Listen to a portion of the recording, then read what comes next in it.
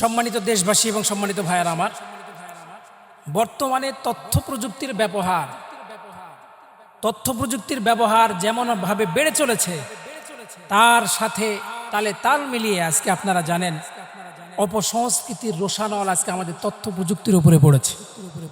আমাদের বাংলাদেশে যত যুবক সম্প্রদায় আছে, এরা সবাই বিভিন্নভাবে আজকে ইন্টারনেটের সাথে যুক্ত হয়ে গেছে। শুধু তাই না, এই অনলাইনের অপসংস্কৃতির মাধ্যমে সেখানে ছড়িয়ে পড়েছে জুয়া। আপনারা জানেন 1xBet, মেলবেট, এই যে IPL খেলা হচ্ছে এখন, এই খেলার মাধ্যমে প্রতিটা বলে বলে সেখানে হাজার হাজার কোটি কোটি টাকা জুয়ার মাধ্যমে দ্বারা হচ্ছে। আর এই জুয়ার দ্বারা হাজারো যুবক ধ্বংস হয়ে যাচ্ছে, পরিবার ধ্বংস হয়ে যাচ্ছে, নীতি নৈতিকতা ধ্বংস হচ্ছে।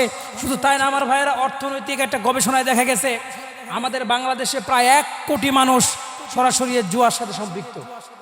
তারা কি হচ্ছে, বিভিন্ন রকমভাবে বিষণ্ণ আত্মহত্যার পথ বেছে নিচ্ছে, হাজার হাজার কোটি কোটি টাকা দেশ থেকে পাচার হয়ে যাচ্ছে।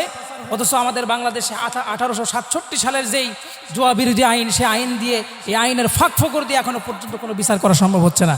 এজন্য আমার ভাইয়েরা, আমাদের বাংলাদেশের যুব সমাজকে রক্ষা করতে হলে ডক্টর ইউনূস সাহেব এবং তার যে উপদেষ্টাগুলো আছেন, তাদের সদিচ্ছা, আইন শৃঙ্খলা বাহিনীর তাদের এই সদিচ্ছা থাকলেই, আমাদের এই জনগণের সদিচ্ছা থাকলেই আমরা যুব সমাজকে আমরা রক্ষা করতে পারি। কিভাবে?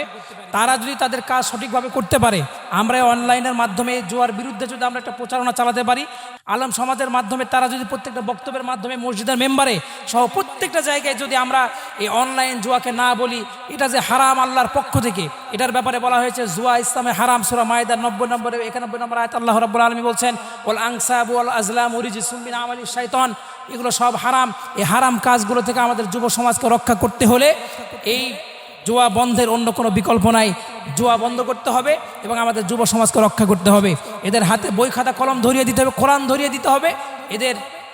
তাছাড়া এদের ধ্বংস অনিবার্য, তাতে কোনো সন্দেহ নাই।